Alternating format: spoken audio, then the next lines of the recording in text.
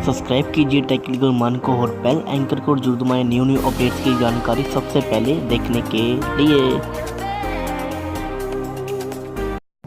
Hey guys, कैसे हो? I hope आप सभी बहुत ही ज़्यादा अच्छे हो गए फ्रेंड्स। आज की इस वीडियो में हम बात करने वाले हैं सैमसंग गैलेक्सी S8 प्लस के लिए फाइनली एक नया अपडेट रोल आउट कर दिया गया। अपडेट भी काफ़ी छोटा था लेकिन सैमसंग ने यहाँ पे काम बहुत अच्छे किए हैं। सबसे पहले आपको अगस्त 2019 का सिक्योरिटी पैच प्रोवाइड करा दिया है।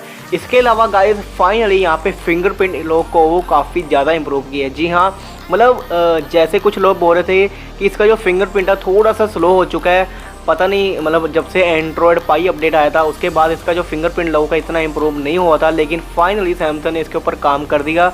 आपकी जो फिंगरप्रिंट लोग है उसे काफ़ी इंप्रूव कर दिया गया। इसके अलावा यहाँ पे आपको जो परफॉर्मेंस है वो भी थोड़ी स्मूथली मिल रही है। हालांकि अपडेट अभी मिला है कनाडा में, लेकिन इंडिया में जैसे आएगा इन्फॉर्मेशन आपसे शेयर कर दूंगा।